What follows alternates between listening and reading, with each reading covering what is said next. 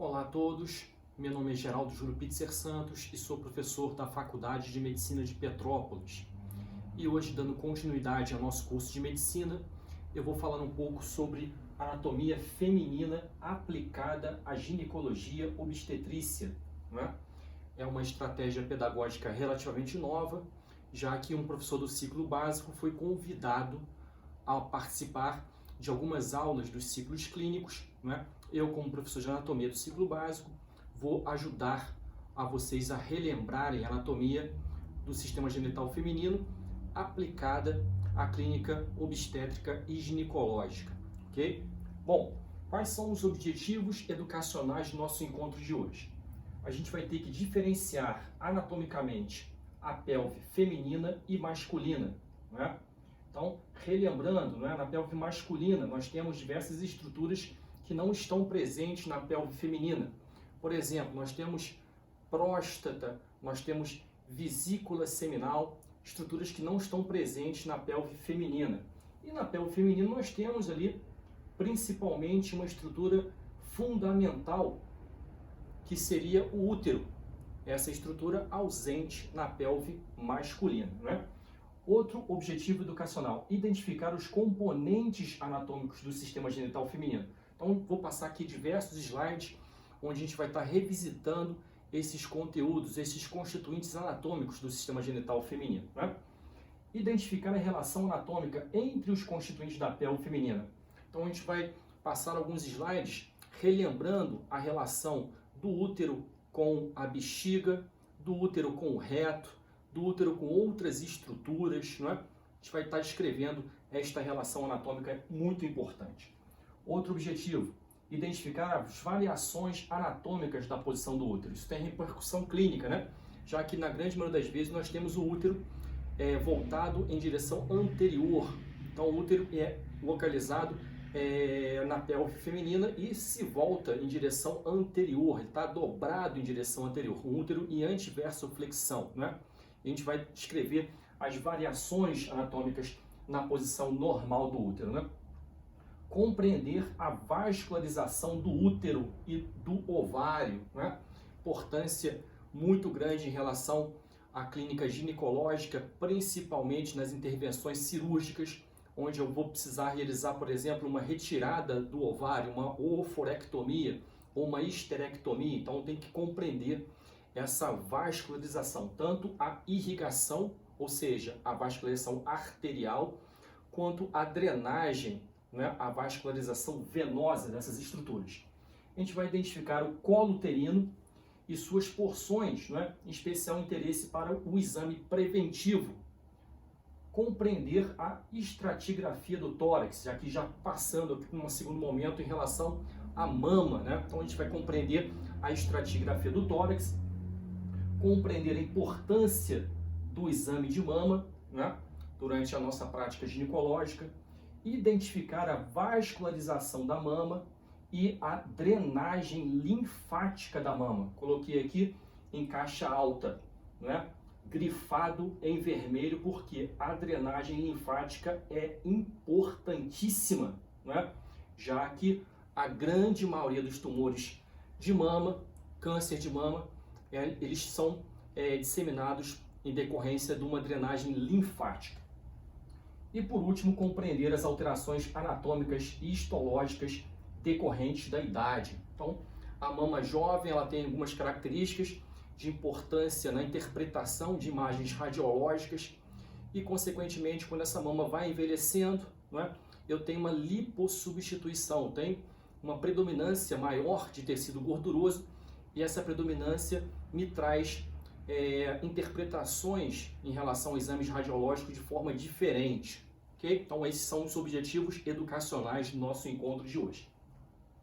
Iniciando, né, a gente vai relembrar de uma estrutura óssea localizada na pelve, né, que é muito importante, essa estrutura aqui, que é composta ali por 3 ossos, né, diferenciados. Então tem um grande osso que eu chamo osso ilíaco, certo? Osso ilíaco. Esse osso ilíaco, ele é composto por uma porção superior, que eu chamo de íleo. Ele é composto também por uma porção anterior, que é formado aqui pelo pubis, e uma porção inferior, que eu chamo de isquio. Então, esse conjunto dos três ossos, osso íleo, osso isquio e osso pubis, eu chamo de osso ilíaco, não é?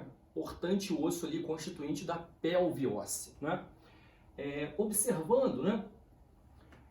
O osso ilíaco, ele realiza uma articulação posterior, não é? Com o osso sacro, não é? Então, o osso sacro é um conjunto das 5 vértebras fundidas, formando ali parte da coluna vertebral, é um dos componentes do esqueleto axial, certo? E esse osso sacro ele vai se articular superiormente, né? Superolateralmente com o osso ilíaco, principalmente numa região, não é? Que eu chamo de face auricular. Então, a face auricular do sacro se articula com a face auricular do osso íleo, ou osso ilíaco, né? Por que face auricular? Porque se assemelha muito com uma orelha. Então, essa articulação posterior, a articulação sacroilíaca, importante, né? Observem que o osso ilíaco, ele faz parte ali do esqueleto apendicular. Então, o esqueleto apendicular, relembrando aqui a anatomia do sistema ósseo, ele é formado pelos membros superiores e membros inferiores, juntamente com as cinturas pélvica e a cintura escapular. Na cintura escapular, eu tenho 2 ossos. Eu tenho a escápula posteriormente e anteriormente eu tenho a clavícula. Na cintura pélvica, eu tenho 3 ossos que vão formar o osso ilíaco, né? Tem o osso íleo, o osso isquio e o osso pubis. Observem que esse osso ilíaco, né, ele tem uma cavidade lateral, né, onde eu vou ter a articulação com a cabeça do fêmur. Então, eu tenho uma grande cavidade do acetábulo, onde eu vou ter a articulação com a cabeça do fêmur. E anteriormente eu tenho um grande forame, é o forame maior do corpo humano, certo? Forame obturado, certo? Forame obturado, onde eu vou ter uma membrana obturatória que vai estar recobrindo essa estrutura, maior forame do corpo humano. Então, na grande maioria das vezes, em relação à prova prática, eu pergunto qual que é o maior forame do corpo humano? Os alunos geralmente respondem forame magno, né? O forame magno é o forame mais importante, porém, o forame maior do corpo humano seria o forame obturado, localizado nesta região aqui. Okay? Então, osso ilíaco formando aqui o símbolo do membro inferior, que vai realizar a articulação com o fêmur e também a articulação com o sacro. Eu tenho aqui uma pelve masculina e aqui uma pelve feminina. Observando essas duas pelves, né, o que chama atenção, né? Na pelve masculina, eu tenho um ângulo chamado ângulo infrapúbico, que é um ângulo diferente em comparação com a pelve feminina. Então, o ângulo infrapúbico na pelve feminina é um ângulo mais aberto, né? Enquanto que na pelve masculina é um ângulo mais fechado. Então, esta pelve aqui seria uma pelve androide, uma pelve masculina, e aqui eu vou encontrar uma pelve feminina, que eu chamo de pelve ginecoide. Poxa, Geraldo, por que a pelve masculina ela é diferente da pelve feminina? Tecnicamente, a pelve feminina ela tem que ser organizada, né, em uma logística para permitir a passagem, né, do feto no mecanismo final da gestação, que seria o mecanismo do parto. Então, tecnicamente, eu tenho que ter alterações em relação às estruturas ósseas dessa pelve feminina, permitindo que ocorra a passagem, né, do feto por esta região aqui. Então, vou observar, por exemplo, no estreito superior, diversas alterações comparadas, né, entre uma pelve feminina e uma pelve masculina, certo? Tecnicamente, no sexo feminino eu vou encontrar muitas vezes, né, muito mais prevalente pelve ginecoide. E no sexo masculino eu vou encontrar pelve androide, né? Isso não é 100% de verdade. Posso ter, por exemplo, pessoas do sexo feminino onde eu vou encontrar uma pelve com características androide e vice-versa, né? Tecnicamente, aqui no Brasil, as mulheres geralmente têm uma boa pelve, né? A pelve feminina permite, né, uma melhor passagem do feto no mecanismo do parto. Existem algumas etnias, por exemplo, etnias orientais, onde essa pelve não é tão favorecida assim, né? Mas aqui no Brasil, geralmente, as pelves são pelves boas, pelves femininas que permitem uma passagem sem nenhum problema, né? Então, tecnicamente, eu tenho dois tipos de pelve. Eu tenho a pelve androide e a pelve ginecoide. Observando, além desses dois tipos de pelve, eu tenho outros tipos de pelve do ponto de vista evolutivo. Tem uma outra pelve que eu chamo pelve antropoide ou antropozoide e uma outra pelve que eu chamo pelve platipeloide, né? Observem a diferença em relação à abertura do estreito superior da pelve, né? Então, a pelve ginecoide, ela permite a gente encontrar essa descrição da abertura superior, enquanto que a pelve androide é uma abertura diferente. Isso pode causar alguma intercorrência em relação à passagem do feto no mecanismo de parto. Uma outra estrutura que é de suma importância dentro da ginecologia e da obstetrícia, principalmente da obstetrícia, é essa estrutura aqui que está localizada na pelve, que eu chamo de espinha isquiática. Então, muito importante essa estrutura, já que essa espinha isquiática, né, ela vai permitir que eu realize, né, uma linha imaginária unindo essas duas espinhas isquiáticas e vai ser um dos limites onde eu vou ter que ter a passagem desse polo cefálico ou polo pélvico durante o mecanismo de passagem do parto, né? Aqui eu tenho uma pelve articulada, né? Então, mostrando aqui diversos ligamentos, né, entre as estruturas pélvicas.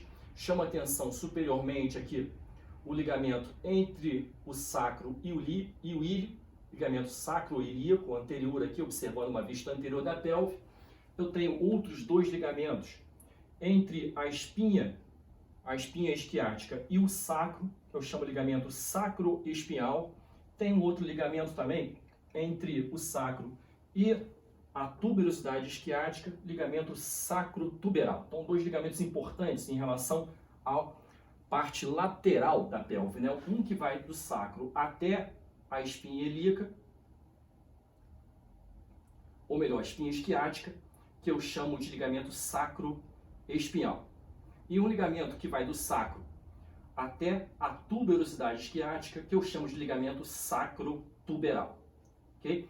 Eu tenho outro ligamento de suma importância, né? Não dentro da ginecologia obstetrícia, mas é um ligamento que vai da espinha ilíaca anterosuperior até o tubérculo púbico, né? Chamado ligamento inguinal. Observem outras estruturas ligamentares que vão envolver a cabeça do fêmur, né? Fixando essa estrutura dentro do acetábulo, aquela cavidade do osso do quadril.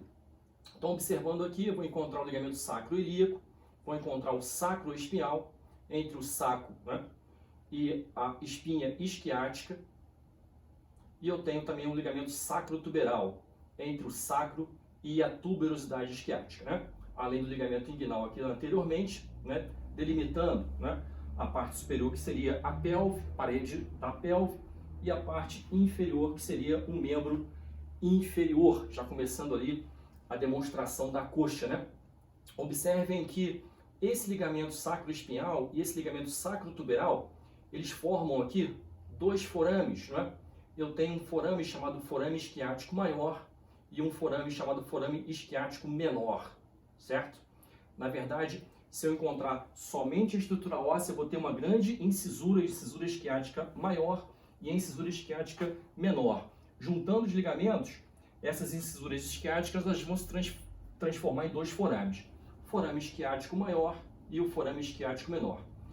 Na obstetrícia, o forame isquiático menor ele é muito importante.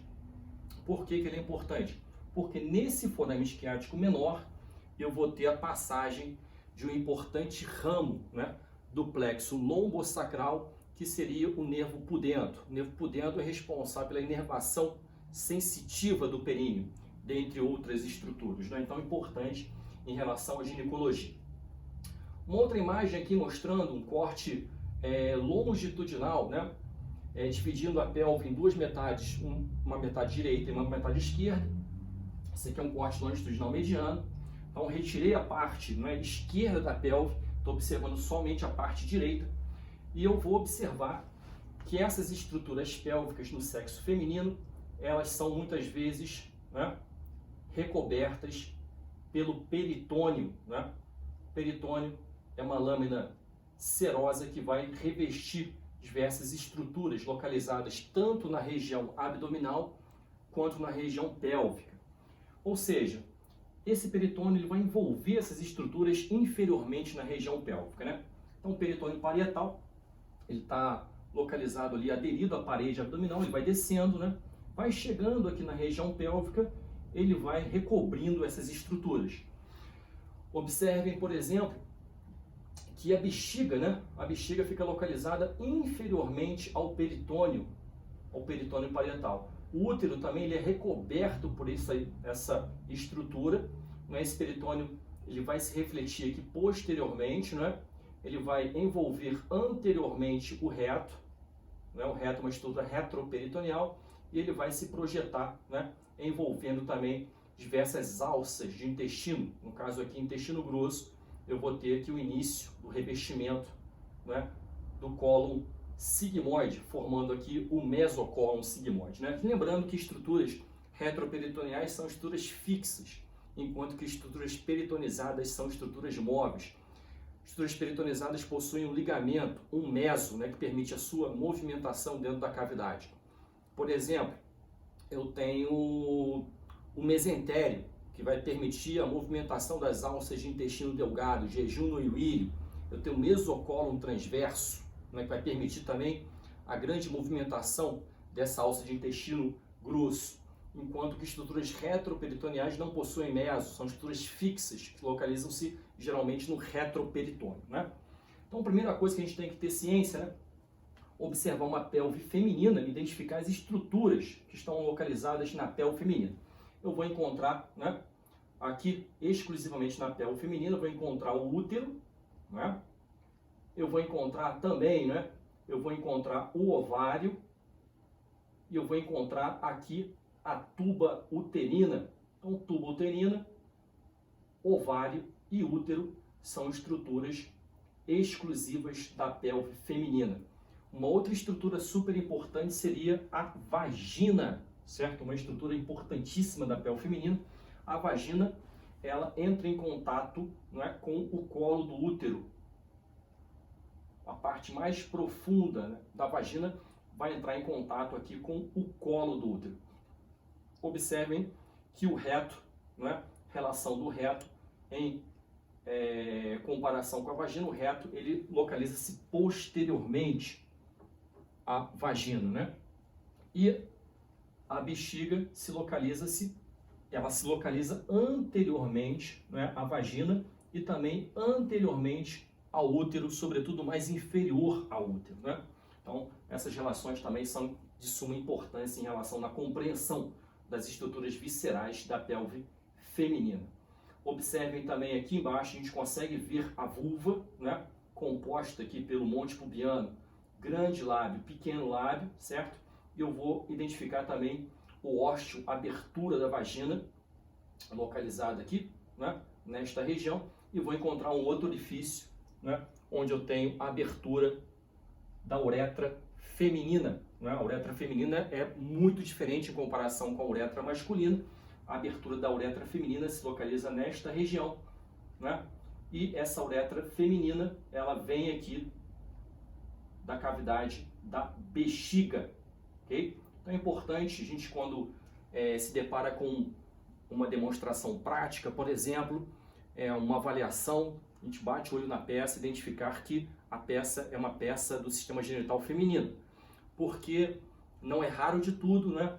Eu cobro estruturas dessa, né, em prova prática, coloco uma agulha, por exemplo, nessa estrutura aqui, qual que seria a resposta correta? Colo uterino, né? E eu vou encontrar, por exemplo, alunos que vão colocar próstata. Poxa, é impossível, né? Se trata de uma pelve feminina, tem útero, tem ovário, tem tuba uterina, tem vagina. Não, próstata não fica localizada nesta topografia aqui, ok? Então, um corte transversal, um corte longitudinal, corte sagital mediano de uma pelve feminina, observando aqui anteriormente também a sínfase púbica, né? A união entre os dois ossos púbicos, anteriormente os dois ossos mais anteriores do quadril. Aqui mostrando novamente, né, o osso ilíaco, a parte do osso ilho, parte inferior do osso isquio e a parte do osso pubis, né? Essa região formando aqui uma articulação entre os dois ossos pubis, articulação da sínfise púbica, né? E observando aqui os dois forames, o forame isquiático maior e o forame isquiático menor, né? Então, ligamento sacroespinhal e o ligamento sacrotuberal, formando aqui o forame isquiático menor, né? Esse forame aqui é importante, já que ele vai servir de passagem ali para o nervo pudendo, um nervo importante na inervação do períneo. Observem também, superiormente, o ligamento sacroilíaco, né? Que vai se articular, vai unir o osso ilíaco com o sacro posteriormente. Agora a gente está vendo aqui o útero, né, de forma individualizada. Então, eu retirei o útero junto com diversas estruturas ligamentares, né, retirei esse útero da pelve junto com diversos ligamentos, diversos mesos, né, e vou observar que o útero ele se conecta lateralmente com outras estruturas da pelve, né, e também com a parede lateral da pelve, né. Então, esse útero ele é fixo, né, ele se conecta lateralmente com diversas estruturas. Na verdade, essas conexões ligamentares, elas fazem ali uma parte do peritônio, né? Que no caso da pelve feminina, eles têm diversos outros nomes, né? Eu vejo aqui superiormente, né? Entre a tuba uterina, né? Até a topografia do ovário, um ligamento que eu chamo de ligamento mesosalpinge, esse ligamento aqui, né? Eu tenho outro ligamento aqui inferiormente, né? Que eu chamo de ligamento mesométrio, né? Que vem de mesoligamento até o útero propriamente dito, né? Esse ligamento ele é chamado de ligamento largo, né? Um conjunto de mesosalpinge com mesométrio, com diversas nomenclaturas, diversos livros de anatomia trazendo outra nomenclatura diferente, né? Mas a grande maioria fala isso. Eu tenho um ligamento, né, que vai conectar o útero com o ovário, né? Ligamento próprio do ovário, certo? Eu tenho um ligamento que vai suspender o ovário, né? Qual que seria o ligamento? Ligamento suspensor do ovário, né? Eu tenho outros ligamentos, por exemplo, o ligamento que vai unir o útero com o sacro, ligamento sacro-uterino, certo? E observem também, nessa estrutura, nesta vista, eu vou encontrar aqui uma estrutura importantíssima na pelve feminina, né, presente também na pelve masculina, que seria o ureter. Então, o ureter, ele vem do rim, fica lá em cima na cavidade abdominal, ele vai passar lateralmente a parte mais inferior do útero, certo? Então, o ureter também nesta topografia. Observem também que o útero, né, ele possui diversas porções. A porção mais inferior do útero eu vou chamar de colo uterino. O colo uterino vai ter uma porção que seria uma porção mais externa, né? A ectocervix em contato ali com a vagina. Eu tenho uma porção interna do colo uterino, que seria a endocervix. Entre o colo uterino e o corpo do útero, eu vou encontrar um segmento que eu chamo de istmo do útero, certo?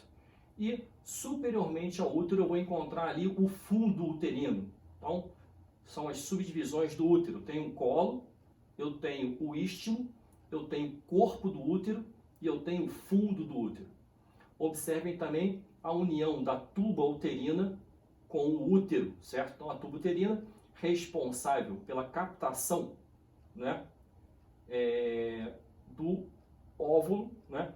E esse óvulo ele se propaga, né, até chegar à cavidade uterina. Então ele vai passar por diversas estruturas, diversas regiões da tuba uterina até chegar ao útero. Normalmente, né, ele pode ser fecundado nesse trajeto, né, e ele pode, formando um zigoto, esse zigoto se fixar à cavidade uterina na sua parte mais interna, que seria um endométrio, né, ou em caso de não fecundação ele pode ser exteriorizado, certo?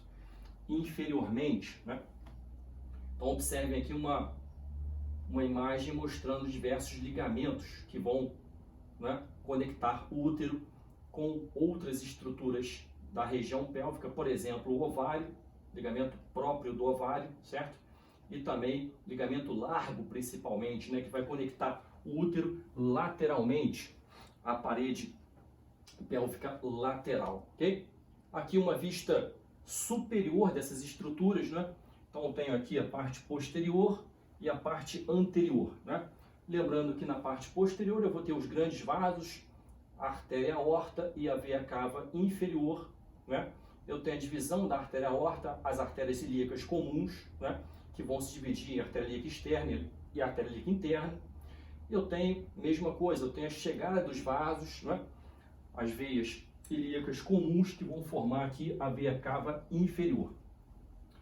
Posteriormente ainda, eu vou encontrar o cólon sigmoide e mais inferiormente o reto, né? Aqui a gente consegue ver o útero, né? Então observem que o útero fica localizado anteriormente ao reto e fica localizado posteriormente à bexiga, ok? Observem o ligamento largo, né? Conectando o útero com a parede pélvica lateral, né? Observe o ligamento sacrococcígeo, ou melhor, ligamento sacro-uterino, conectando o sacro posteriormente até o útero anteriormente. E eu chamo a atenção mais um ligamento aqui localizado nesta topografia, a gente consegue ver ele muito bem, que seria o ligamento redondo, né? O ligamento redondo, ele vai se projetar anteriormente, ele vai entrar no anel inguinal profundo, ele vai se transformar lá nos grandes lábios, certo? Então, no sexo feminino, o ligamento redondo se transforma ali, se exterioriza anteriormente, se transforma ali nos grandes lábios.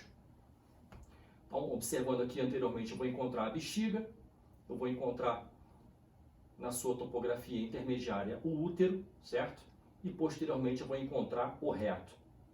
Observem aqui nessa imagem, são 3 disposições diferentes em relação à anatomia do útero, né? Então eu tenho aqui pontilhado a posição mais comum, certo, do útero. Uma posição que eu chamo de antiversoflexão, ou AVF. Ou seja, o útero está fletido, está voltado para frente e está vertido, ele tem uma dobra no seu próprio eixo, né? É a posição mais comum do útero, né? Então aqui a parte anterior tem a símfise púbica, eu tenho a bexiga e posteriormente o reto, né? Esta posição aqui do útero é uma posição diferente da normalidade, né? Não chega a ser uma doença, não é um problema, né? Muitas pessoas têm esse útero retrovertido, voltado para trás, né? Algumas pessoas podem ter uma certa dificuldade em relação a engravidar. Então, a gente pode orientar ela a respeito da concepção de algumas situações, né? Então, o útero ele é antiversoflexão, porém ele pode ser um útero retrovertido, que está bastante retrovertido, né? Ele pode ter uma retroversão não tão acentuada, certo?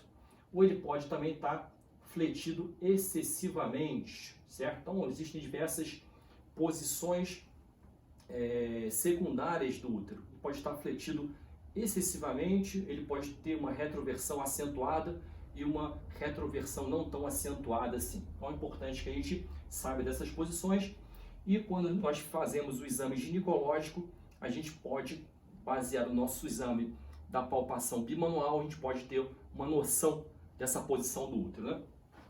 Aqui eu trago, né, um outro slide mostrando a tuba uterina, né, o ovário, né, e aqui eu tenho um momento da ovulação. Né, o momento da ovulação eu tenho esse óvulo saindo do ovário e ele é percebido, ele é captado pela tuba uterina e esse óvulo ele vai ser transportado, né, até o meio externo. Normalmente ele vai ser exteriorizado, porém se ele for fecundado, ele vai se aderir, certo? No interior da cavidade uterina, numa região que nós chamamos de endométrio, parte mais profunda, certo, da cavidade uterina. Ok? No caso desse óvulo, né, ele pode ser fecundado e ele, muitas vezes, em alguns casos, ele pode não se fixar no interior do endométrio do útero, né? Então pode levar aí uma prenhez, uma gestação ectópica, né? Então, aqui eu tenho os componentes, as subdivisões da tuba uterina. Eu tenho o infundíbulo, né? Eu tenho a ampola e eu tenho o istmo da tuba uterina.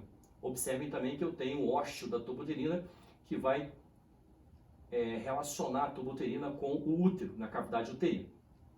No caso desse óvulo, se ele for fecundado ainda próximo do ovário, eu posso ter uma gestação ovariana, certo? Se ele for aderido, né, se ele for fecundado e aderir aqui, né, ao infundíbulo, eu posso ter uma gestação infundibular, uma gestação ampular, certo? Se ficar aqui na tubo uterino, na região da ampola, ou uma gestação tubária também na região do istmo, né? Então, causando aqui uma gravidez tubária, né? Isso pode ter repercussões bastante significativas, já que essa gestação, né? Esse óvulo fecundado, ele vai crescer, certo? E vai chegar um momento que ele vai, né, causar processos inflamatórios bastante significativos, chegando até o ponto de romper a tuba uterina, certo? E isso vai levar a um quadro bastante drástico, certo? Uma gravidez ectópica rompida ou rota, certo? Causando ali uma repercussão cirúrgica bastante significativa, né? Mostrei também aqui nesse slide um caso aqui de um óvulo fecundado, pode levar aqui uma gestação abdominal, né? Por que isso acontece? O ovário é o único órgão, né, do corpo humano, certo? Que ele fica localizado no interior da cavidade peritoneal. Fica no interior da cavidade peritoneal. Então, vamos supor que eu tenho um espermatozoide bastante apressado. Ele pode subir, né, e fecundar, né, ganhar aqui a cavidade abdominal, saindo aqui pela região do infundíbulo da tuba uterina, e ele pode fecundar esse óvulo no momento que ele estiver saindo da região do ovário, certo? E esse óvulo ele pode não entrar pela tuba uterina e ele pode se, né, aderir em outras estruturas que têm rica vascularização na cavidade abdominal, levando ali uma prenhez, uma gravidez abdominal, certo? Que também vai levar a diversas repercussões clínicas e cirúrgicas, né? Então lembrar que coloquei esse slide para lembrar que das causas, né, de gravidez ectópica, né, a localização mais comum seria a tuba uterina, né? E isso, apesar de ter uma incidência de uma em cada 100 gestações, ser uma gestação tubária, não é raro, né? Então a gente tem que ficar ciente com isso. Faz diagnóstico diferencial muitas vezes com apendicite aguda, já que é uma dor localizada em região pélvica, né? E se assemelha bastante com o exame físico da apendicite, porque apresenta também irritação peritoneal, apresenta diversas anormalidades, e o diagnóstico também muitas vezes requer que eu peça exames laboratoriais. Eu peço um beta-HCG e geralmente eu faço diagnóstico diferencial. Poxa, está grávida, né? Então a gente suspeita que possa estar acontecendo ali uma prenhez ectópica, ok? Nesse slide aqui também eu mostro, né, a parte mais profunda do útero, que seria o endométrio. Eu vou identificar também a parte intermediária, que seria o miométrio, rico em tecido liso, então tecido muscular liso, e o perimétrio, a parte mais superficial do útero, que vai se confundir também com membranas do peritônio, né? Observem aqui na parte inferior eu tenho um colo uterino, certo? Então o colo uterino também entra em contato aqui com a cavidade vaginal. Posso ter outros tipos de gravidezes, né? Posso ter uma gravidez no colo uterino, que vai causar também diversas intercorrências, já que esta região não é também a ideal para você ter uma gravidez, né? Eu posso ter projeção de estruturas, né, vasculares que vão formar placenta, né, no interior, certo? Em direção aqui ao colo uterino, causando algumas repercussões bastante significativas. Aqui mostrando, né, a tuba uterina, né, e demonstrando aqui duas formas de a gente realizar a laqueadura tubária, que é uma cirurgia de esterilização, né, definitiva, né? Eu tenho aqui a forma Uchida e eu tenho aqui a forma de Pomeroy, né? Observem que eu faço uma secção da tuba uterina e aqui eu retiro um segmento, posso retirar um segmento e afasto essas regiões, né? Ou eu posso fazer uma outra técnica onde eu faço um corte e uno os dois segmentos, né, com um nó. Trazem bastante eficácia, né? Porém são técnicas diferentes. A parte de cima é a técnica Uchida e a parte de baixo é a Pomeroy, né? O acesso geralmente é o mesmo acesso, né, quando eu faço uma cesariana, que seria uma incisão suprapúbica, Fanny-Steele, onde eu posso abordar esta tuba uterina e realizar procedimentos de esterilização definitiva, né? Isso obviamente tem um contexto jurídico bastante significativo, vocês vão estudar isso em relação à aula de planejamento familiar, né? Existem protocolos, né, que contemplam a participação da mulher nesse mecanismo, né? Mas as duas formas de você fazer esse tipo de cirurgia seria a Uchida e a Pomeroy. Bom, então já falei de pelve masculina, pelve feminina, diferença de pelve masculina e feminina, uma pelve androide, pelve ginecoide. Falei das estruturas localizadas na pelve feminina, falei de útero, falei de ovário, falei de tubo uterina, falei de vagina, certo? E a gente vai relembrar um pouco aqui sobre a vascularização da parede abdominal, né? Então, do ponto de vista cirúrgico, na ginecologia, é importante que a gente relembre um pouco a vascularização da parede abdominal.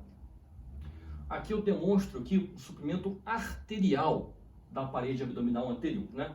Lembrando, né, dos músculos, eu tenho músculo oblíquo externo, oblíquo interno e músculo transverso do abdômen. E na parte mais anterior, né, mediana, eu tenho dois músculos chamados músculos reto-abdominais, né?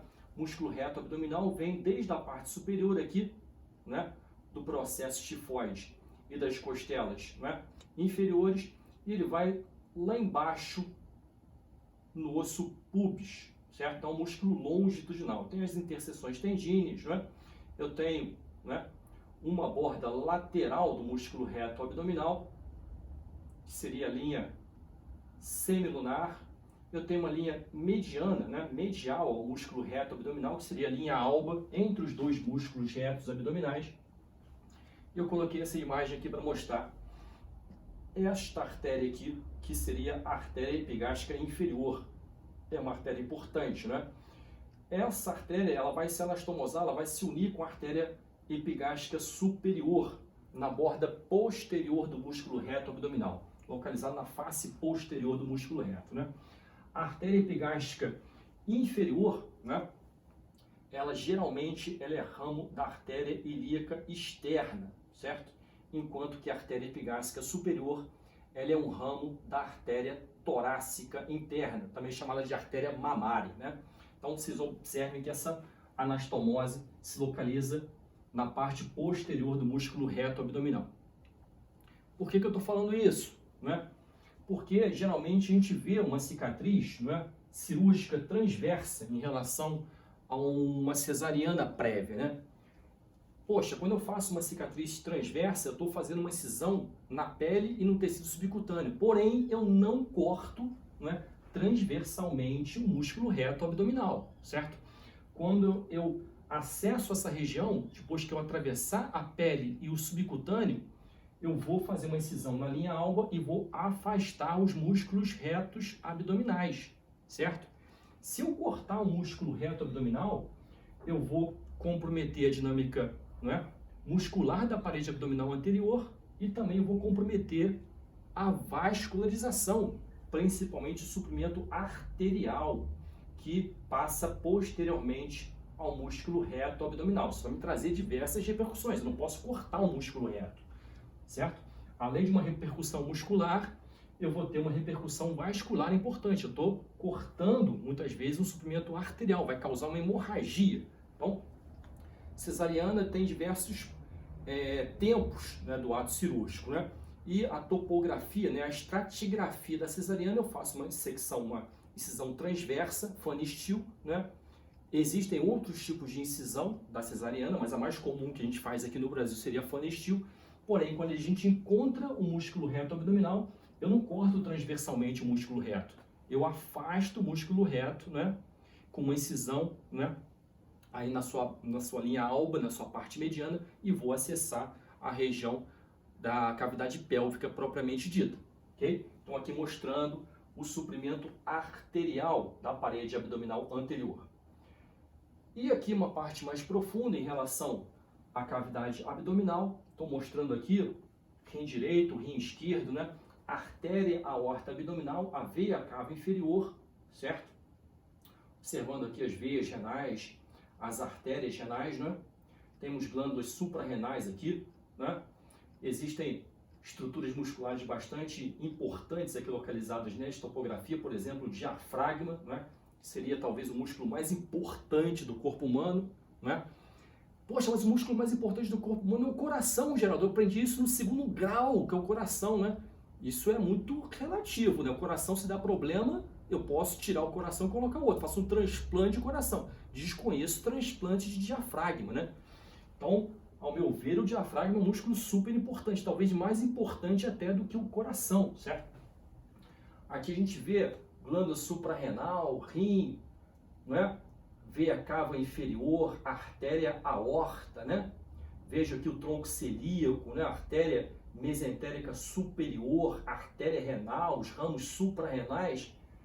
Poxa, Geraldo, mas é uma aula de pelve. Por que você colocou um slide mostrando as estruturas vasculares localizadas no retroperitônio, né? Na topografia do rim? Coloquei esse slide por um único motivo, para a gente lembrar, né, que existem 2 ramos, certo? Que se originam aqui na artéria aorta abdominal, né? Esses 2 ramos vão caminhar inferiormente, né, e vão chegar até a região pélvica. São as artérias gonadais, que no sexo masculino vão dar origem às artérias testiculares e no sexo feminino vão dar origem às artérias ovarianas.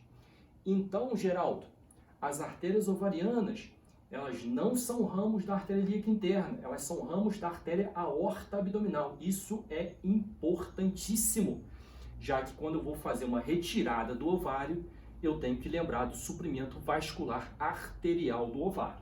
Lembrando que o ovário ele é irrigado pelas artérias ovarianas, que são ramos da artéria aorta abdominal. Poxa, Geraldo, mas por que acontece isso, né? A gente vai ter que estudar um pouco embriologia do ovário. O ovário se origina superiormente, lá em cima na cavidade abdominal.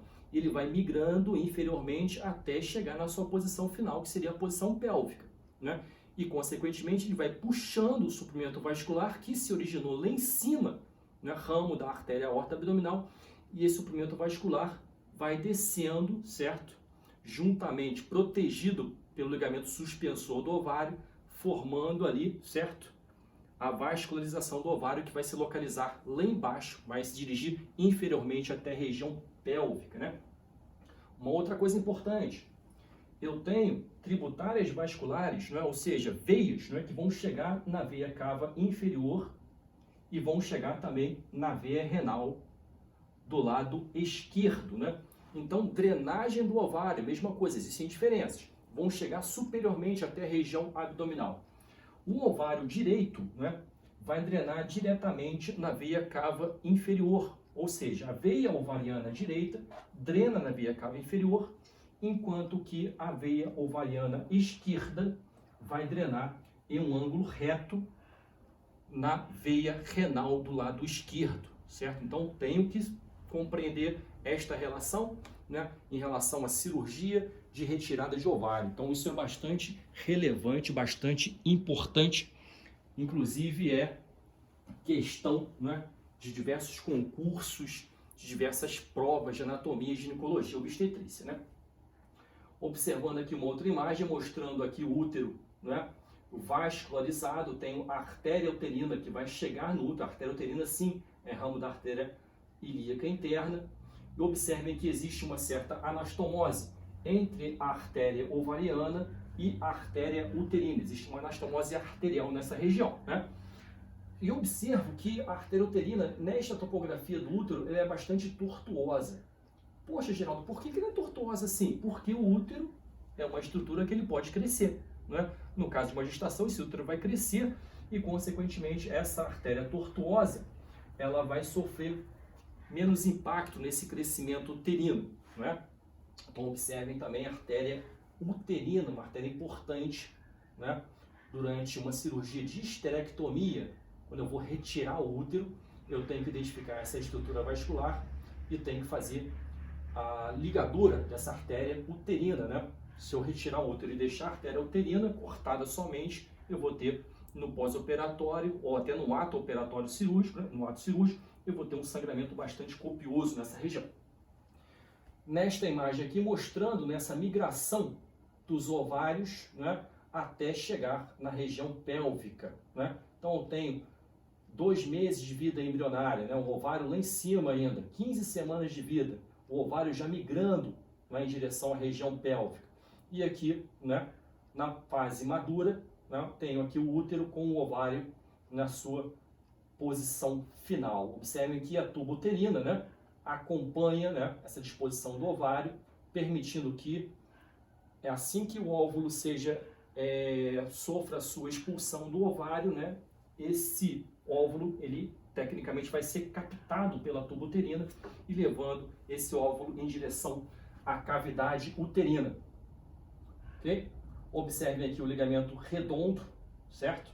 Que vai formar aqui também, né, no período, aqui o grande lábio, né? Lábio maior em relação à pelve feminina, ok?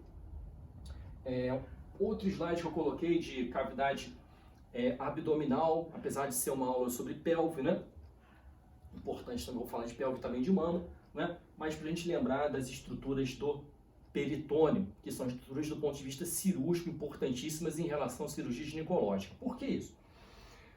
Eu tenho aqui, né, pregas de peritônio que formam aqui um chamado de aumento maior, né? O aumento maior, ele tem um grande ligamento, um ligamento, né, que vai da grande curvatura do estômago e vai se refletir lá no cólon transverso, ou seja, o ligamento gastrocólico é um dos 3 componentes do aumento maior, né? E esse ligamento gastrocólico, ele vai se projetar como um avental, né, localizado em direção à parede abdominal anterior, né? No caso de eu encontrar um processo inflamatório na região pélvica, esse aumento maior, ou seja, esse ligamento gastrocólico principalmente, ele vai migrar, certo? Ele vai migrar, tentar tamponar, entre aspas, a inflamação, né, permitindo que essa inflamação não ganhe o restante do corpo, né? Então, muitas vezes numa gravidez ectópica que rompeu, que eu tenho que fazer uma abordagem cirúrgica, se essa abordagem cirúrgica não for rápida, né, logo que eu faço o diagnóstico, se ela for postergada, muitas vezes essa irritação peritoneal vai permitir uma migração muito grande do aumento maior em direção ao processo inflamatório, assim como acontece na apendicite aguda, e o momento cirúrgico vai ser um momento bastante nebuloso. Eu vou ter que, muitas vezes, dissecar, né, esse plastão de peritônio até chegar na região da tuba uterina ou no apêndice vermiforme. Com isso, posso, por exemplo, levar algumas repercussões cirúrgicas bastante significativas, né? Então, lembrar aqui do aumento maior, né? Essa grande prega de peritônio, esse grande avental de peritônio, certo? Que ele pode migrar em direção à região pélvica, no caso de uma inflamação na região pélvica, né? No caso da ginecologia, é muito comum em relação a uma gravidez ectópica que faz diagnóstico diferencial com apendicite aguda, né? Mostrando aqui novamente, veia cava inferior, né? E a veia renal esquerda, mostrando aqui para nunca mais esquecer, certo? A drenagem, certo? Da veia testicular do lado esquerdo, né, drenando aqui diretamente para a veia renal esquerda, enquanto que a veia testicular direita, né, drena aqui na veia cava inferior. Então isso é importante, nunca mais a gente vai esquecer isso. Outra coisa que a gente nunca mais vai esquecer, né, a posição do útero. O útero, ele é antivertido e antifletido, ou seja, o útero em antiversoflexão, certo? Aqui eu vou encontrar o útero, né, com uma excessiva antiflexão. Observem que eu tenho um ângulo maior, né, dentro da sua cavidade, mostrando que eu vou encontrar aqui uma excessiva antiflexão. Eu vou encontrar muitas vezes o útero retrovertido, né, voltado em direção posterior, e eu vou encontrar o útero muitas vezes retrovertido e retrofletido. Então ele está voltado em direção posterior e também está voltado, né, em torno do seu próprio eixo posteriormente, né? Tecnicamente, resumindo, útero em antiversoflexão ou útero retrovertido. O grau de antiversoflexão e o grau de retroversão uterina, né, muitas vezes isso foge ao escopo do ginecologista obstetra, né? Então tem que saber que o útero é antiversoflexão, ou seja, voltado para frente, ou o útero retrovertido, voltado para trás, né? E aqui eu mostro um outro slide, né, demonstrando o prolapso uterino, ou uma uterocele, né? Então, o útero na sua posição normal, certo? E aqui uma imagem mostrando um prolapso de primeiro grau. Então o colo uterino não está localizado na sua posição normal. Ele ganhou aqui a cavidade vaginal, segundo grau do prolapso uterino, né? E o terceiro grau, onde eu já tenho exteriorização desse colo uterino, certo? Na parte mais inferior, né, dessa pelve, né? Então se exterioriza esse colo uterino. Poxa, Geraldo, mas onde é que é comum isso aqui? Isso aqui é comum em pacientes já com uma certa faixa etária, né, que já tiveram diversas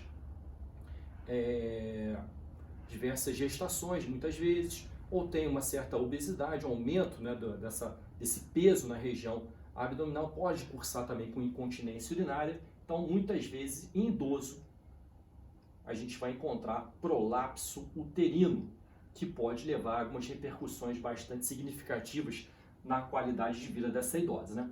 Observando também nesse slide a posição do útero em relação ao reto, né? Então o reto fica localizado posteriormente ao útero, né? Ou seja, eu tenho outro recesso, né, que eu não encontro na pelve masculina, que seria o recesso reto-uterino, também chamado de recesso retrouterino.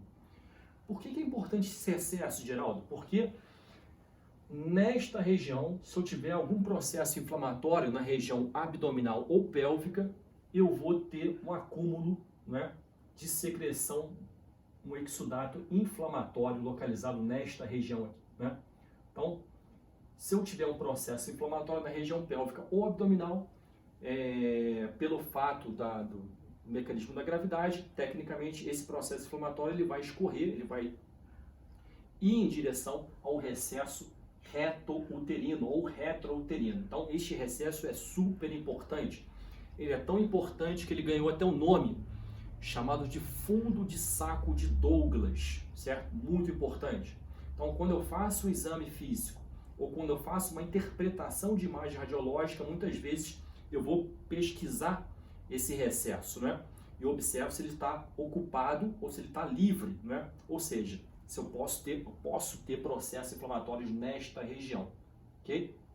Então aqui mostrando uma imagem novamente com posições do útero, né? Variações anatômicas, e aqui mostrando aqui os tipos de prolapso uterino, né? E aqui uma imagem mostrando a palpação bimanual. Como é que eu identifico se o útero é em antiversoflexão ou útero em retroversão? Um útero retrovertido, né? Então, tecnicamente, eu faço uma palpação bimanual, né? Empurro, né, o colo uterino para frente, certo? E, consequentemente, esse útero vai se projetar anteriormente e eu vou tentar palpar esse útero com uma segunda mão localizada aqui na parede abdominal anterior, superiormente aqui à sínfise púbica. Então, faço a palpação bimanual e vou conseguir identificar se esse útero é em antiversoflexão, né?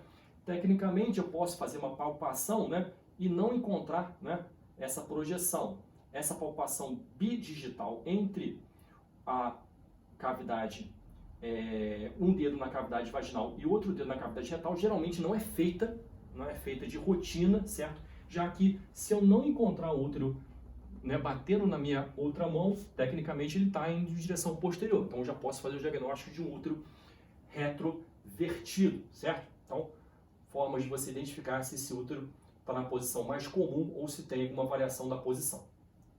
Aqui eu tenho outra imagem mostrando, né, cavidade pélvica feminina, onde eu vou encontrar aqui a bexiga, né, vou encontrar o útero, né, vou encontrar o reto posteriormente e a vagina, né?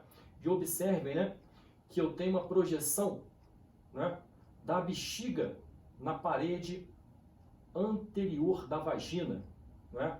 Eu chamo de uma cistocele, uma projeção desta cavidade da bexiga em direção, né, ao períneo, em direção mais especificamente na parede vaginal anterior.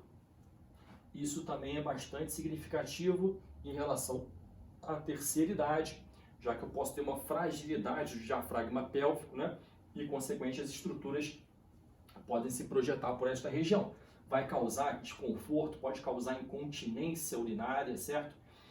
Pode comprometer significativamente a qualidade de vida do idoso, certo? Então, mostrando aqui o reto posteriormente, né? O útero entre a bexiga e o reto, e lembrando também desta região, né, que seria o recesso reto-uterino ou retro-uterino, ficaria atrás do útero, que a gente chama de fundo de saco de Douglas, né? Aqui mostrando uma outra imagem, né? A bexiga na sua parte anterior, eu tenho a uretra, né? Que vai desembocar aqui externamente. Eu tenho uma projeção, né? Em direção à parede vaginal anterior, uma cistocele, né? Eu posso ter essa projeção do reto em direção ao períneo, ou seja, uma retocele, né? Que também vai me causar diversas repercussões. Ou até uma projeção aqui, no caso, de uma alça intestinal em direção às estruturas pélvicas mais inferiores, que eu chamo de enterocele, né? Então, no caso aqui de uma retocele, né? Eu posso ter essa projeção formando aqui uma grande cavidade na parte mais final do reto e, consequentemente, o bolo, né, fecal ele pode ficar retido nesta região. Se ele ficar retido nessa região, ele vai provavelmente cursar com fecaloma, certo? Ele vai endurecer nessa região e vai ocluir esse trânsito intestinal, certo? Isso é muito comum em idoso, certo? Consequentemente, eu posso ter que realizar diversos procedimentos para amolecer esse bolo fecal, possibilitar a sua esterilização, mas para resolver o problema definitivamente eu tenho que corrigir, eu tenho que fazer uma cirurgia de correção dessa anatomia pélvica, né? O que também é muito comum na terceira idade, certo? Então, tomar cuidado com o paciente que tem retocele, né? Esse paciente pode cursar com obstrução intestinal, pode cursar tanto com incontinência fecal quanto com obstrução intestinal, já que esse bolo fecal vai ficar localizado nesta região e, consequentemente, ele vai ficando cada vez mais sólido e pode ocluir, certo? Essa passagem, levando aqui uma situação bastante nebulosa em relação ao prognóstico, se não resolvido. Aqui outras estruturas, né, que podem ser consequências, né, de procedimentos cirúrgicos, né, ou podem também vir a ser consequências congênitas, né, que eu chamo de fístula, comunicação entre cavidades. No caso da pelve feminina, eu posso ter uma comunicação entre a bexiga e a vagina. Então, seria uma fístula vesicovaginal, né? Eu posso ter uma fístula entre a uretra e a vagina, uma fístula uretrovaginal, né? Consequentemente, né, isso pode me causar diversas repercussões bastante significativas e também infecção urinária, já que eu tenho uma flora diferente localizada no reto da flora vaginal, ou melhor, tem uma flora diferente localizada na vagina de uma flora localizada aqui na bexiga, então eu posso levar a infecções urinárias. E eu tenho outro tipo de fístula que é mais significativa ainda entre o reto e a vagina. Consequentemente, eu posso ter uma flora bastante tenebrosa localizada aqui no reto, causando inflamações, né? Causando repercussão inflamatória na região da cavidade vaginal, certo? Então, uma fístula, não é, retovaginal também é relativamente comum de se encontrar em relação à sequela de pós-operatório, né? Se essa fístula sai da vagina e se comunica aqui com a cavidade perineal, eu chamo de uma fístula vaginoperineal. Então, são diversas fístulas, ou seja, comunicação entre diversas cavidades localizadas aqui na região pélvica. Uma outra imagem que a gente coloca, né, a observação do colo uterino durante um exame preventivo, né? Então, eu tenho um aparelho que eu chamo de espéculo, eu vou introduzir esse aparelho, vou abrir esse aparelho, obviamente tem que observar diversas situações, não é? A gente vai trabalhar isso muito bem em relação à prática da ginecologia obstetrícia, porém, quando eu faço uma abertura do espéculo com uma boa iluminação, eu vou ver aqui o colo uterino, ou seja, eu vou ver a parte mais inferior do colo uterino, vou estar identificando aqui a ectocervix, né? E eu vou ver um orifício externo do útero, né? Esse orifício externo do útero ele pode ser puntiforme ou ele pode ser em fenda transversa. Isso vai traduzir a paridade da paciente, certo? Então, observo esse exame, essa avaliação aqui do colo uterino quando eu faço o exame especular. Eu também vou identificar a parede da vagina, né? Aqui o espéculo sendo observado numa vista, né, numa vista sagital, uma vista sagital mediana, que eu vou identificar aqui o colo uterino, e aqui a gente já consegue identificar, né, uma espátula de aire, onde eu vou fazer a coleta do material localizado aqui na ectocervix. Depois eu faço a coleta do material da endocervix com uma escova, certo? Faço aqui a preparação da lâmina, encaminho para o laboratório e esse material vai me dar, né, essa citologia dessa região do colo uterino, mostrando ali diversas citologias que podem favorecer o aparecimento do câncer do colo uterino. Okay? Aqui mostrando um outro slide interessante, onde eu posso fazer uma punção, né, desse fundo de saco de Douglas, né?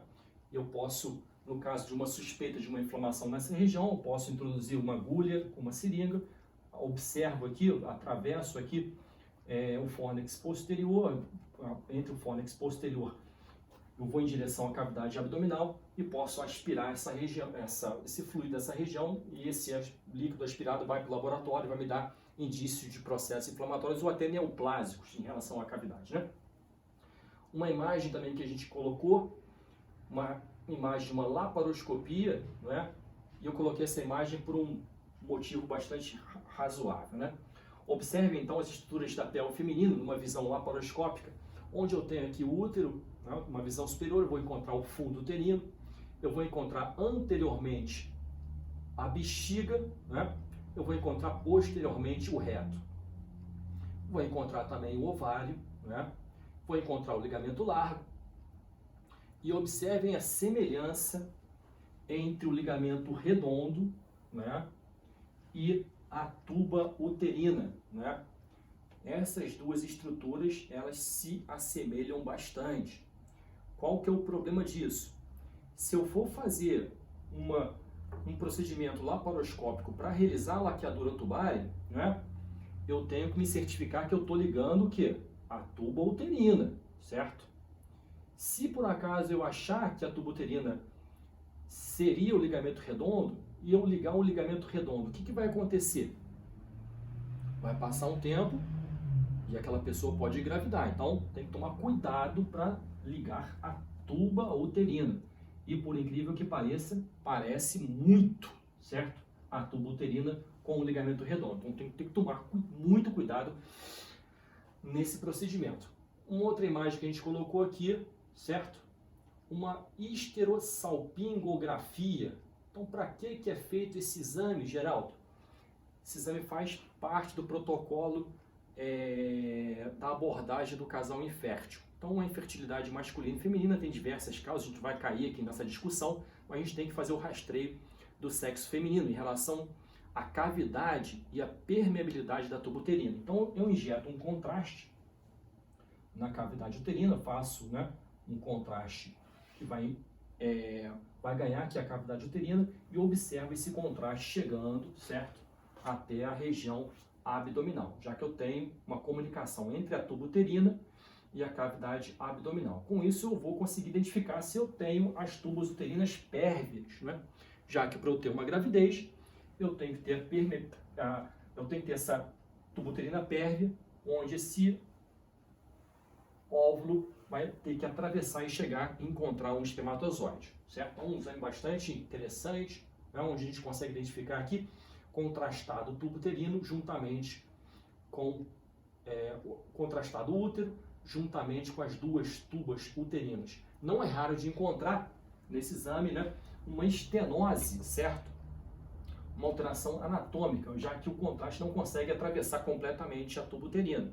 Isso pode ser sequela de doença sexualmente transmissível em relação à doença inflamatória pélvica abdominal, pode ser causada por diversos mecanismos aí, certo? Então a gente tem que tomar cuidado com essa paciente que não consegue engravidar e faz um protocolo para rastreio do porquê que ela não está conseguindo engravidar. Muitas vezes ela tem essa tuba uterina estenosada, né? Pode ser estenosada por um processo congênito ou pode ser estenosada por um processo inflamatório prévio, né? Então aqui a gente mostra a cavidade vaginal, um catéter entrando, né, até o colo uterino, atravessando o colo uterino, liberando aqui o seu contraste, né, na cavidade uterina, e esse contraste ganhando, né, as tubas uterinas até chegar aqui na cavidade abdominal. E aqui mostrando o mesmo exame, só que no útero bicorno, certo? Então eu tenho o útero com septo central dividido em duas partes, né? Então tem esse útero com uma fusão central. Isso pode levar também a algumas repercussões. Não contraindica a gravidez pode acontecer, certo? Mas isso pode levar a algumas repercussões, né? Mas aqui mostrando que o contraste consegue chegar, né, até as duas regiões próximas ao ovário, né? Uma imagem mostrando, né, a dinâmica, né, do tamanho da cavidade uterina, né, juntamente com os seus segmentos, corpo uterino, o istmo e o colo, né, em relação a diversas faixas etárias, né. Não é tão importante a gente conhecer essa embriologia dos segmentos uterinos durante a evolução. É importante durante uma gestação eu identificar esse crescimento uterino. Então, a partir mais ou menos da 13ª, 14ª semana, esse útero começa a ser palpável na região pélvica, na parte mais superior da região pélvica suprapúbica, já a região abdominal inferior, e esse útero ele vai crescendo em decorrência do aumento da gestação até chegar próximo aqui ao apêndice tifoide, certo? Então existem técnicas para a gente contar, né, o tamanho desse útero e, consequentemente, estimar a idade gestacional. Obviamente, isso vai repercutir também diversos mecanismos. Se você tem uma gestação múltipla, esse cálculo vai ficar bastante comprometido, certo? Posso ter um crescimento uterino restrito, que vai levar à diminuição desse crescimento por diversos fatores, né? Aqui um útero demonstrado, né, em um pós-parto, né, imediato, certo? Logo após o nascimento, né? E um útero de uma multípara, né? Esse útero geralmente é um útero maior do que uma paciente que não teve nenhuma gestação, né? E aqui mostrando o útero durante uma gestação, observando aqui uma posição mais comum de ser observada do feto, uma posição cefálica, né? E lembrando, né, da inervação do perino, importantíssima lembrar que um dos ramos do plexo lombosacral seria o nervo pudendo, importantíssimo esse nervo, e esse nervo pudendo vai ser ramo do plexo lombosacral.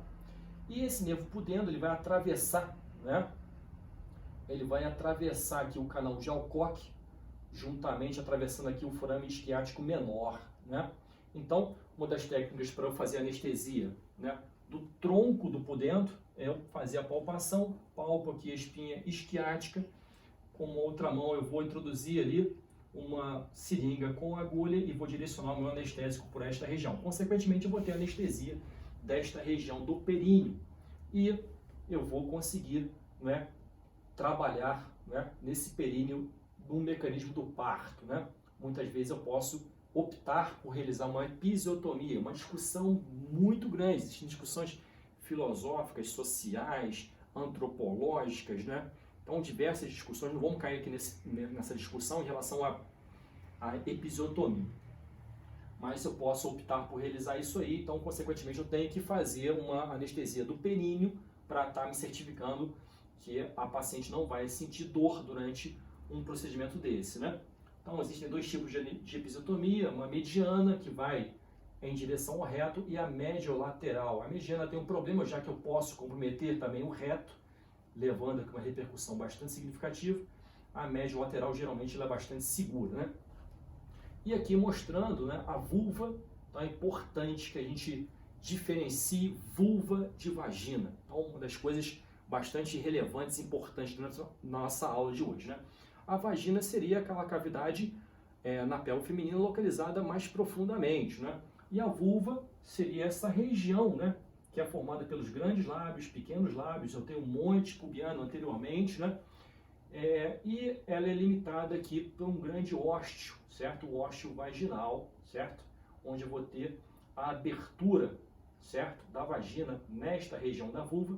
Eu vou encontrar também o ósteo uretral externo, abertura da uretra nesta região. Então eu tenho dois grandes ósteos nessa região, um anteriormente menor um pouco, que seria o ósteo uretral externo, e posteriormente eu tenho o ósteo vaginal. E eu posso ter nesse pequeno lábio, né, eu posso ter um cisto de Bartholin, certo? Esse cisto pode também se inflamar, causando ali uma bartolinite, certo? Então, muitas vezes durante um exame ectoscópico eu posso identificar também alterações inflamatórias dessa estrutura. Bom, então falei de pelve feminina, a gente relembrou diversas estruturas vasculares, né?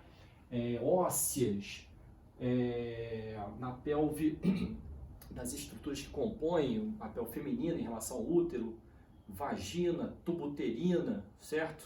Ovário, né? Falamos também da bexiga, falamos do reto, falamos de peritônio, falamos dos ligamentos, né? Que vão conectar as estruturas pélvicas com a parede abdominal, né? Falamos de suprimento arterial, drenagem venosa, né? E agora a gente vai terminar a nossa aula lembrando um pouco da mama, que também é uma estrutura importantíssima, né, no sexo feminino, né? Então, projetei aqui um slide mostrando aqui a parede torácica anterior. Então, para eu compreender a topografia da mama, eu tenho que compreender previamente a localização da mama, parede torácica anterior, né? Eu tenho embriologicamente uma linha chamada linha mamária, né, que vai desde a parte superior da região cervical inferior até atravessando aqui, chegando aqui até a parte abdominal. Tecnicamente eu posso ter mama acessória nesta linha, né? Então você pega, por exemplo, animais diferentes do ser humano, não falo animais inferiores, mas são diferentes do ser humano, que têm diversas mamas, certo? Compreendidas bilateralmente nessa linha mamária. No caso do sexo feminino, Homo sapiens, né, eu tenho duas mamas, uma do lado direito e uma do lado esquerdo. E essas mamas têm relação com a parede torácica anterior. Então, relembrando a anatomia da parede torácica anterior, pele, tecido subcutâneo, eu vou começar a ter um músculo chamado músculo peitoral maior, músculo importante, um músculo do símbolo do membro superior. Ele vai mexer o membro superior, em função dele primordial seria essa, certo? Retirando o músculo peitoral maior, né, fazendo um corte do músculo peitoral maior, eu vou encontrar um outro músculo aqui embaixo, músculo peitoral menor. O músculo peitoral menor também é um músculo do símbolo do membro superior. Ele vai mexer a escápula, já que ele está se originado aqui na terceira, quarta e quinta costelas, ele vai se dirigir superiormente e vai lá no processo coracóide da escápula. Então ele vai ser um músculo que vai mexer no membro superior. Esse músculo peitoral menor, ele é importante do ponto de vista cirúrgico, né, durante cirurgias de manipulação de mama. Por quê? Porque eu tenho uma nomenclatura que vai localizar os linfonodos, e essa nomenclatura ela é baseada na posição desses linfonodos em relação ao músculo peitoral menor. Mas isso é muito específico, isso é mais voltado para a especialidade da mastologia, mas eu tenho que saber que esse músculo é importante para isso, em relação à localização dos linfonodos que podem estar comprometidos, né, no caso, né, de uma metástase localizada, né, ao nível, né, dos linfonodos que tem relação com o músculo peitoral menor. Então lembrar que esse músculo é importante. Ok? Porém, a mama, propriamente dita, ela fica localizada superficialmente às musculaturas. Então, o músculo peitoral maior está aqui, superficialmente ao músculo peitoral maior, eu tenho aqui a mama, né? Então, eu vou conseguir identificar a mama, né, com uma auréola, né, e o mamilo na sua parte central, certo? Então, a auréola e o mamilo. Observem que a mama ela é composta por um tecido glandular, né, e também tremeada de gordura.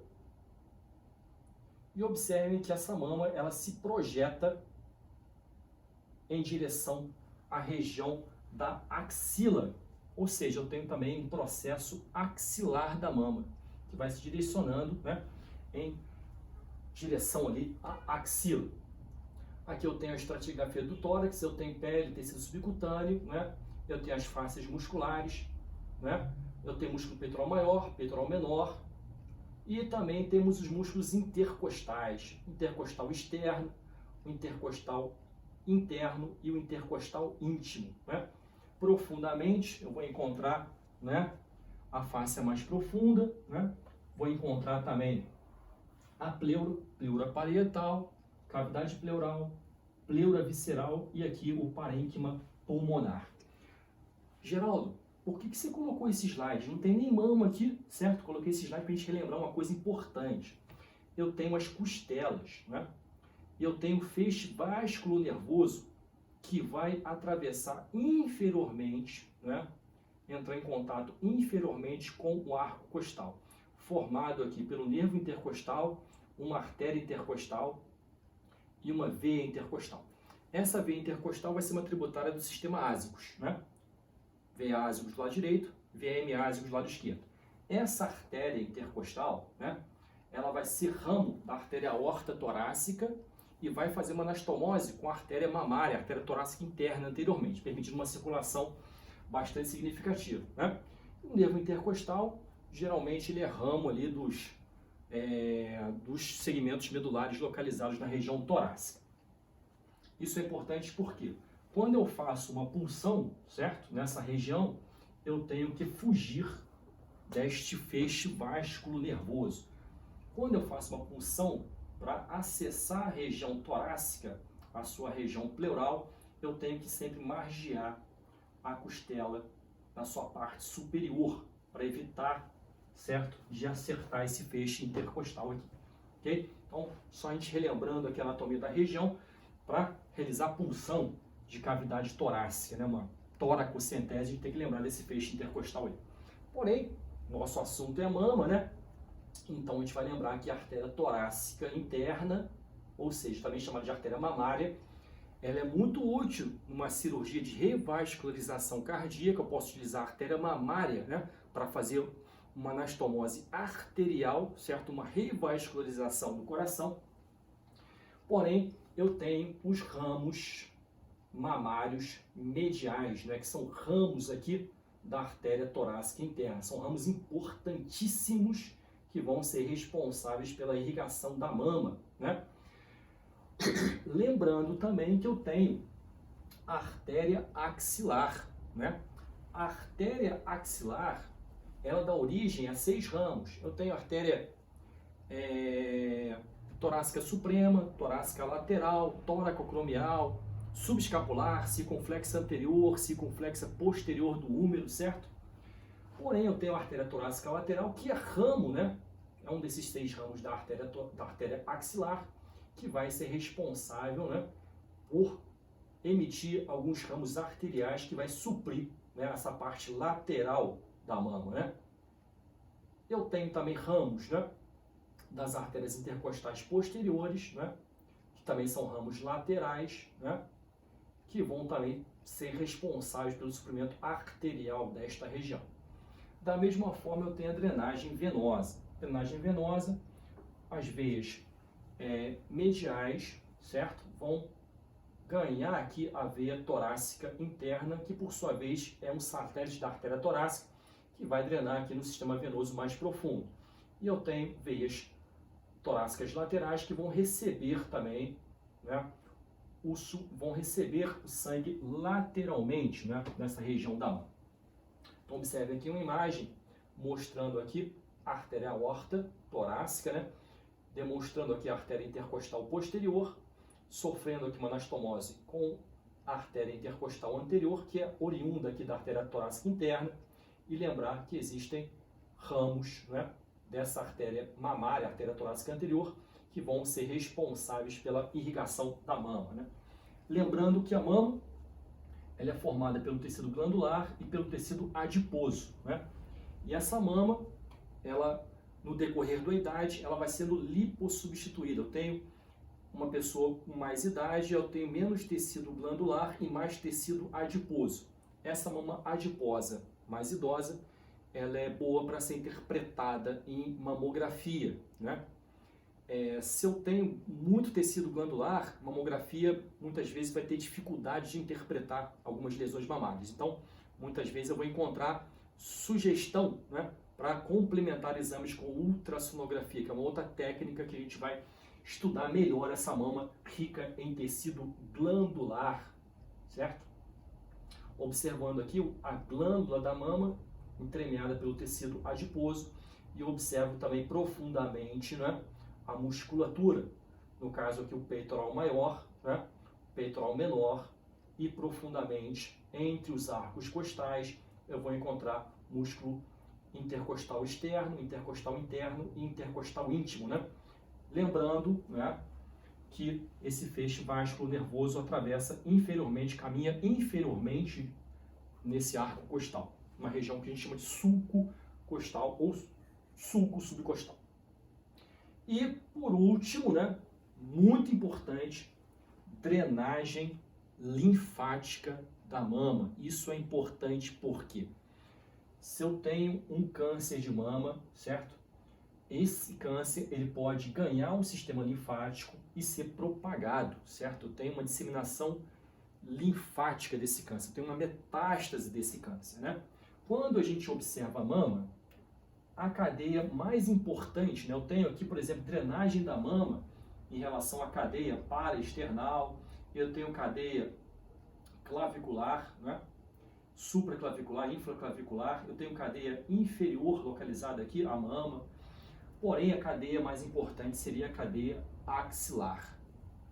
Por isso é importantíssimo durante a semiotécnica mamária que eu também examine a região da axila da paciente. Então, durante o exame semiotécnico da mama, eu faço uma inspeção estática, uma inspeção dinâmica, certo? A palpação da região axilar, né? Eu passo também a palpação da região da mama, certo? E diversas outras fases em relação à semiotécnica mamária. Mas eu não posso esquecer de fazer a palpação da região axilar. Isso vai ter importância muito grande em relação ao prognóstico das lesões mamárias malignas, se eu tenho ou não disseminação para a região dos linfonodos, dessa cadeia, certo? Às vezes não tem como a gente identificar isso, certo? Já que eu posso ter um linfonodo comprometido, mas ele não é palpável, né? E muitas vezes durante uma cirurgia de retirada de mama, né, eu faço também procedimentos, né, onde eu faço uma biópsia de um linfonodo sentinela, e essa biópsia desse linfonodo congela esse linfonodo, vai para a patologia que está na mesa cirúrgica, e esse patologista vai olhar e vai ver se tem disseminação tumoral naquele linfonodo. Consequentemente, durante o ato da cirurgia, de uma mastectomia, por exemplo, eu posso ter que fazer o esvaziamento axilar, né? Se o patologista falar tem comprometimento do linfonodo, opa, eu já vou ter que fazer uma cirurgia bastante mais ampla, já que eu vou ter que esvaziar também a região axilar. E para esvaziar a região axilar, eu vou tentar retirar esses linfonodos aqui, certo? Dessas cadeias axilares, e consequentemente eu tenho que lembrar que nesta região eu tenho bastante vaso, né? Tanto um suprimento vascular venoso quanto arterial, então uma cirurgia bastante complicada, e eu tenho também plexo braquial que passa pela região axilar. Então tem diversos ramos do plexo braquial, que vem de C5, C6, C7, C8 e T1, que vão sair por essa região, vão ganhar o braço e vão chegar no antebraço, vão atravessar a região axilar. Então, consequentemente, sequelas cirúrgicas de esvaziamento axilar pode ser repercussão de plexo braquial. E aqui mostrando uma imagem, né? Finalmente eu coloco uma imagem de uma gestação, né? Observando aqui, né, a cavidade uterina, e a gente vai lembrar também da placenta, né, que é uma importante estrutura vascular durante o período embrionário. E a gente vai lembrar da circulação, né, da circulação fetal. Isso é importante tanto na ginecologia, na obstetrícia é fundamental, porém na pediatria também é importante. Então fica aqui uma dica, né, para a gente estar relembrando, dar uma estudada em relação à circulação fetal. A gente vai lembrar que eu tenho o cordão umbilical, que ele é formado por duas artérias umbilicais e uma veia umbilical, né? Então, gostaria que a gente pudesse dar uma revisada em relação a essa circulação fetal, ok? Bom, acredito que a aula tenha dado uma revisitada em alguns conteúdos que foram trabalhados previamente, né? e acredito que a aula tenha sido útil em relação ao exame físico ginecológico e em relação a procedimentos obstétricos. Grande abraço, até mais!